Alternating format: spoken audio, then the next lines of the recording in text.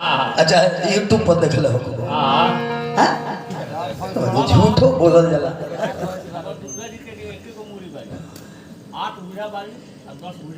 ए जी अष्टभुजा जय हो।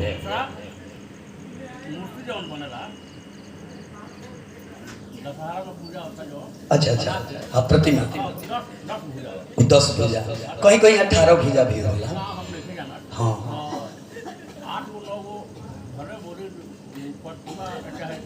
हाँ पिंडी बनेला ना ना ओकरो बाकुली सब का। अच्छा शहर माता हमनी के पूजा ली छेमरा में वो तो मते है अलग वह कहता नहीं जे जाने में हमनी के एगो जन्म के कहे 7 जन्म सिरा जाए।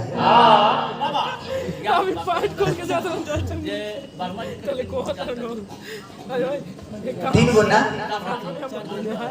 भगवान ब्रह्मा के 5 घुमड़ी रहे एगो शंकर जी कटनी तब से चतुरानंद भइले। हाँ हाँ हाँ हाँ 10 गो 8 गो 18 गो बा चली। अब हमनी के जो कहानी गौनी है जा देखी निराला जी रोवा ना पहुंचनी है कि हमार कथा कहां बा रोवा जन तनी कहां चल गइल बनी कहां बा रोवा चल गइल माने सीता खोज में। हनुमान जी ले जाके मुद्रिका गिरौल सीता जी चूड़ा मड़ी दे। अच्छा पिंटू बाबा हमार कथा वही जी बा रोवा विद्वान बने रहू तो तनी समझाई के बिछिल जाता रे मर्दे अब बिछिलो तरह तो चीते गिरता रे इहा के का समय तो भारी देह बा मर्दे गिरो तरह त हमरा डर लागे तू त पछता कभी बनी आ जाइला के के। हमार कहानी बा रावण बध। हम ही ना कहमी कि भगवान नवरात्र पहले कइले रही ना हम कहमी कि भगवान नवरात्र कइले रही लंका पर विजय पावे खातिर वीडियो भी बनल बा रोवा देख ले चला के। हम ही ना कही कि भगवान राम पही का नवरात्र कइले भगवान नवरात्र कइनी और उहे कमल के फूल घट रहे तो आंख निकाले के जानी तले दुर्गा जी प्रसन्न हो गई ना जी कहली जे जा शक्ति के पूजा कर ले लो हे राम तहार विजय निश्चित बा। तो वह 9वीं के बाद 10वीं के दिन रावण के वध भइल जौना के चलते हमने विजयदशमी के रावण के पुतला जराई। एहनु कथा हम बोलनी हो आ एकादशी के अब भगवान राम हनुमान के भेजले बानी। हम कौन गलत कहानी बोली जौना तिथि में हम बानी और तिथि के अनुसार हम चलत। अब देखी हनुमान जी सीता जी के लगे गईले तो अष्ट सिद्धि नवनिधि के दाता असबर दीन जानकी माता ई मुद्रिका लेवे के बेरा दो है ए मेरा वरदान देले रहली कि राम भगति में भींगल रहब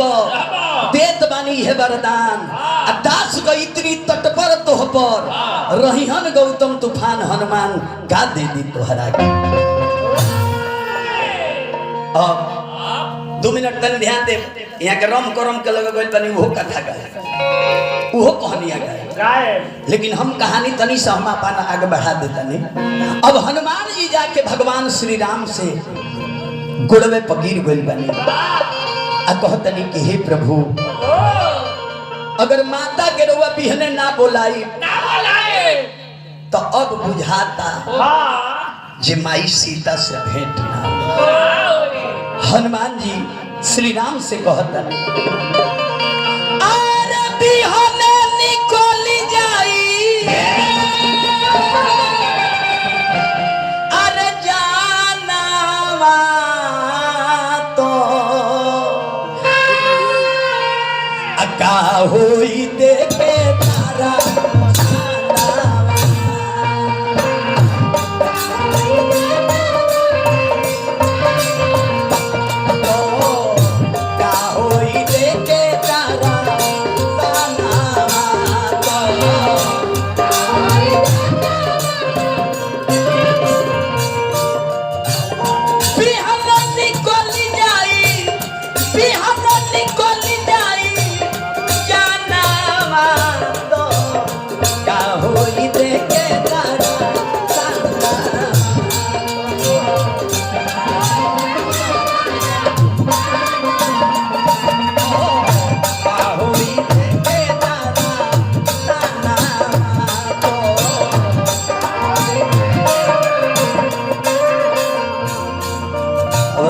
क्या सिखाई इतना दिन से बजाओ तले लोग कबो कबो सिखावे का हमारा पड़े ये हो नौके दुनिया में बात हमारा शोक भैया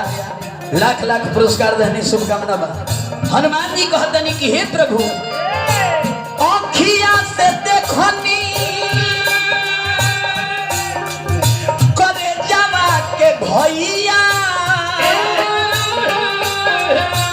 रउआ बिना सिरी की हो गईली सीता मैया हम अपना आँख से देख हे प्रभु रउआ वियोग में माता जान की सिर की खानी हो गई आँखिया से देखनी करे जावा के भैया रउआ बिना सिर की हो गई सीता मैया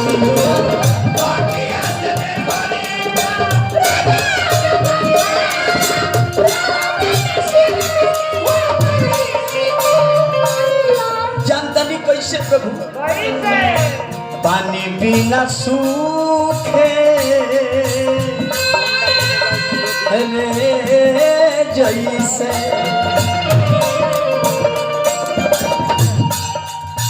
पानी बिना सूखे जैसे धाना तो का होई देखे दाना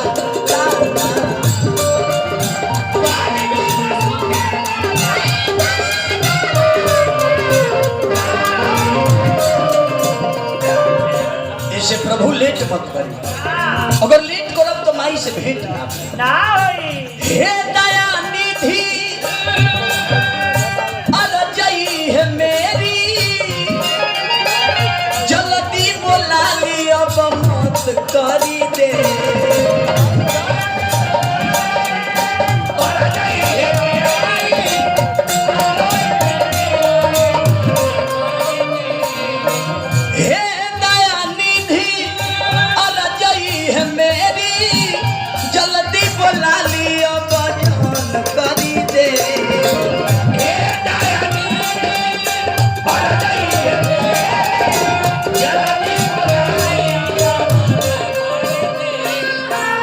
दासा देखी बहेला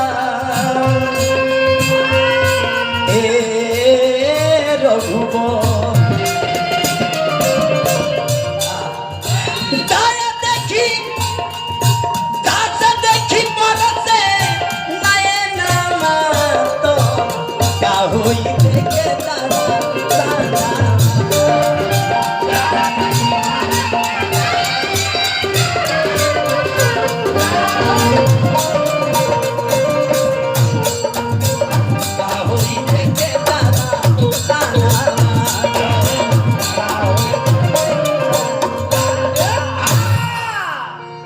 अशोक भैया देखिए हम ढेर जगह गौने अशोक भैया लेकिन आज प्रथम ऐसा जगकर्ता रुआ बानी माने में रति भर झूठ नहीं कहे पिंटू भैया कोनो जगकर्ता के व्यास के इतना लोगे आके बैठ के सुने ले ना जी आज प्रथम रुआ ऐसा जगकर्ता बानी आयोजन करता बानी जे हमनी के बीच बैठ के हमनी दोनों भाई के मनोबल के बढ़ावा हम सुन ले सत्य मंच पर बैठ के हमरो ढेर दिन गावत भाई मंच पर बैठ के 40 साल बंगाल में हम सुन ले बन व्यास लोग रोज जकार्ता बन के थोड़ी होखो सुनेता बन जन्माष्टमी के जकार्ता है ना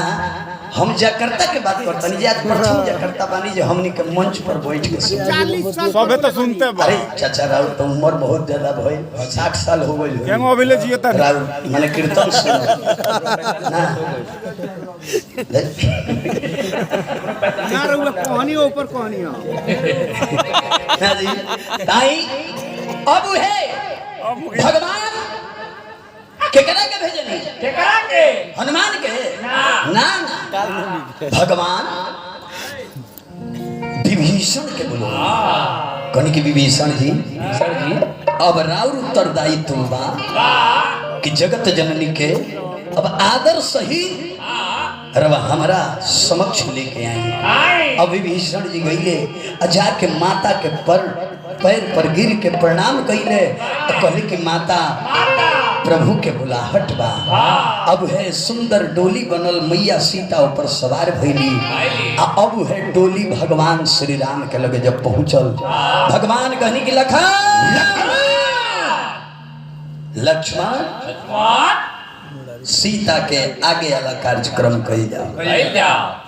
यानी सीता के अब अग्नि परीक्षा लिया काहे के असली सीता जी रहले न रहली के हमार भाई कौनी हो मेहरारू कितनो प्यारी होखे कोनो भेद बतावे के ना चाहिए, लेकिन शास्त्री जी बात के काटता। कहे कि हमार मर्यादा पुरुषोत्तम श्री राम अपना मेहरारू सीता से भेद बतौले रहले ना जी। भाई लक्ष्मण ना जानत रहले, लेकिन राम जी सीता जी से कहले रहले ना जी। सुनहु प्रिय व्रत रुचिर सुशीला, मैं कछु करब ललित नर लीला।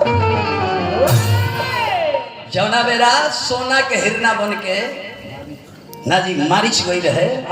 तौने बेरा भगवान सीता जी से कहले रहनी कि सुनहु रुचिर व्रत रुचिर सुशीला, मैं कछु करब ललित नर लीला, आ तुम पावक मह करहु निवासा, जो लगी करहु निशाचर नासा। तो असली सीता के भगवान अग्नि में प्रवेश करा देले रही, छाया रूपी सीता बहरी आई रहली। तब हे लक्ष्मण जी के भगवान आदेश देनी कि लखन अब अग्नि परीक्षा लिया, कहे कि ओरिजिनल सीता बहरी आवस। आंख से झरझर झरझर, कहे कि लक्ष्मण जी के तो मालूम ना रहा। अब लक्ष्मण जी सीता अपना हाथ से सजौले, मैया ऊपर विराजमान भइली, यानी छाया रूपी सीता फिर अग्नि में प्रवेश कैली, और असली सीता अग्नि से बाहर आईली। बड़ी कुली भेद बा। अग्नि के लगे काहे सीता जी का रखले, काहे कि अग्नि से ही हबी निकलल, हबी से ही राम जी के जन्म भई रहे। तो एह नाते अग्नि देव भगवान श्री राम के पिता रहले। एगो पतोह के अपना ससुर के ही ले रहे के चाहिए, कोनो दिक्कत नहीं है। अपना ससुर के लगे एगो पतोह रह सकत दिया। बहुत लोग बा घरे परिवार छोड़ के बाहर कमाए चल जाला, बाबूजी बड़े माई बिया है ना जी। अब अग्नि देव के प्रकट कैले लक्ष्मण जी, ओ जी अग्नि परीक्षा भई, छाया रूपी सीता अंदर गईली, अब असली सीता बाहर आईली। तब भगवान रावण के पुष्पक विमान मंगौनी, अब वही पुष्पक विमान पर सभे विराजमान हो गए। पूरा बांदरी सेना लो पर चढ़ गए। वो विमान में खूबी रहे चाचा। वो पुष्पक विमान साधारण ना रहे, वो कैसन विमान रहे, मन के गति से वो चलत रहे। पहिलका ओकर काम रहे, ओकर रफ्तार जनता नहीं कितना रहे, मन के गति से सोचल जाओ जो अमेरिका चल जाए के फट दे अमेरिका पहुंच जाओ ना जी। मन के गति से चला, उनमें एगो आवरी है खूबी रहे कि में 4 गो सीट बा, 4 गो पर बैठल बनी, तो 4 गो खाली रहे। 20 जना बैठल बड़े तो 20 गो सीट खाली रहे। 1000 आदमी बैठल बा तो 1000 गो सीट खाली रहे। वो विमान में यह खूबी रहे। लोग कहते हैं मेरा विज्ञान आगे बा, विज्ञान हो मेरा आगे रहा। जो आदमी बैठे तो वो सीट खाली रहे। और विमान पर विराजमान होके राम लक्ष्मण सीता बांदरी सेना हनुमान जी विभीषण जी सभे ऊपर विराजमान होके भगवान आदेश रहनी कि अब अयोध्या चले गए ना जी।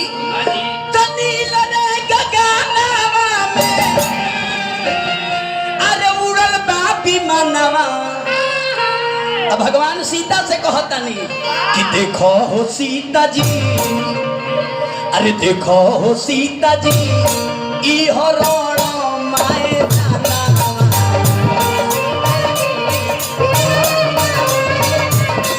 देखो हो सीता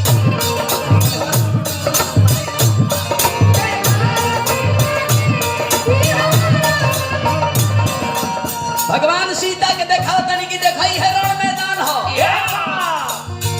1 से 1 रुपए के पुरस्कार फिर हमारा अशोक भैया दिल बनी। ये भगवत भजन में अशोक भैया के जय जयकार रही। भगवान कहते कि देखो सीता हो, देखो तरु हो, ओ जी जानता रुके के करा के मारो मेघनाथ के मरले वैया लक्ष्मण लाला नामा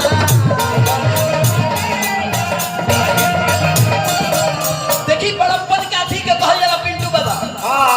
बड़प्पन एकरे के कहल जाला भगवान से सीखी हमनी ग्रंथ गावत तनी से उसे सीखी भगवान कहतनी कि देखो सीता जी लक्ष्मण जी मेघनाथ के मरले हो जी अंगद जी फल्ला के मरले हो जी हनुमान जी फल्ला के मरले हो जी सुग्रीव जी फल्ला के वध कइले सब पर भगवान बता देनी हो जी हो फल्ला फल्ला के मरले फल्ला फल्ला के मरले फल्ला फल्ला के मरले लेकिन जब अपन भाजा आई तो भगवान सीता से कहनी कि सीता हई देख तारू एही जी रावण कुंभकर्ण मरइले ई भगवान नहीं कहत कि मरने भगवान का कहत नहीं एही जी रावण कुंभकर्ण मरइले मेघनाथ के मरले वैया लक्ष्मण लाला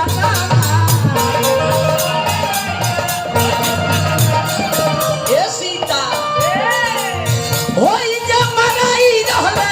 होई जा मराई रहले कुंभकर्ण रावण देखो हो सीता जी ई हर माए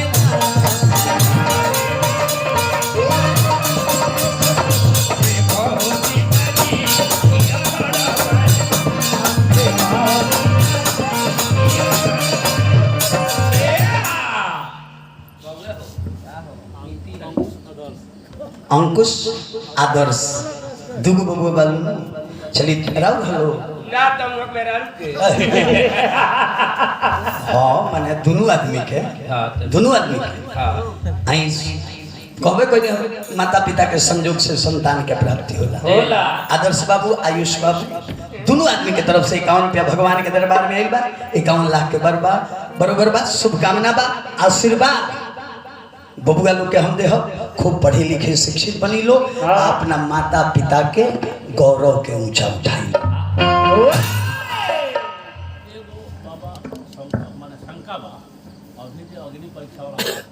जी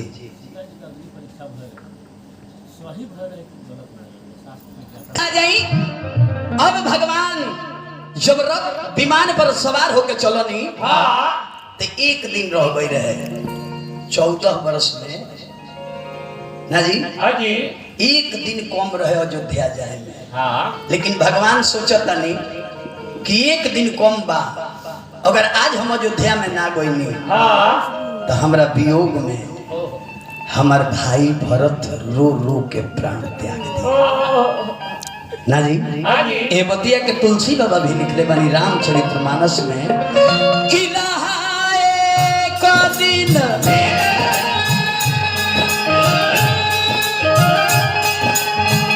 अवधिया धारा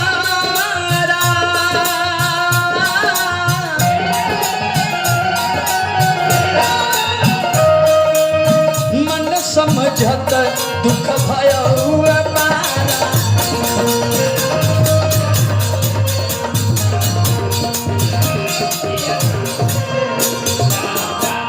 भगवान विमान पे बानी लेकिन भगवान के एक दिन खातिर कहाँ रुके के रहे केवट के लगे काहे कि केवट वचन ले रहे कि प्रभु जाता नहीं जब रउआ जी से रावण के वध को के आए तो एक दिन खातिर रउरा हमरा यहाँ रहे के ना जी तो भगवान सोचतन कि अब एक दिन तो हम केवट के लगे रहे केवट के लगे से जब हम जाए तो हम हमार भाई भरत हमरा वियोग में मर जाए ना रहा एक दिन अवधि आधारा मन समझत दुख भयो अपारा तो हनुमान जी सोचले कि भरत के प्राण अब हनुमान जी बचई है तो हनुमान जी के राम जी बोलौनी तो भाई के हाल के बेहाल जानी भगवान तो हनुमत से कहानी हनियरा बोलाई के हे हनुमान तू तो ज्ञान के निधान हुआ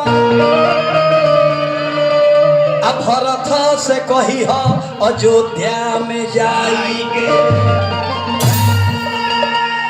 हनुमान जी जाके ये भरत से कही हो कि भैया तहार रिपुदल के संहार के तो अवतार लक्ष्मण सहित सिया के तेरी जो कर्म प्राण जियते न पोइब प्राण के बचा लखू खबरी सुनाई।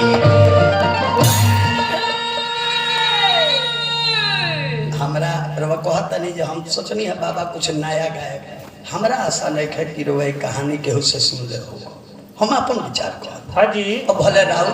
कहे खातिर तरह खैनियो काटे के कहता नहीं कि बाबा अब खैनी काटो जी मुंह मिलल बा केहू के कुछ बोल देवे बोल दी यहाँ का टूसा तू रे ना हाँ जी अब तनी एगो लेदारी मार दिया हाँ। बेवफाई सुननी हो हाँ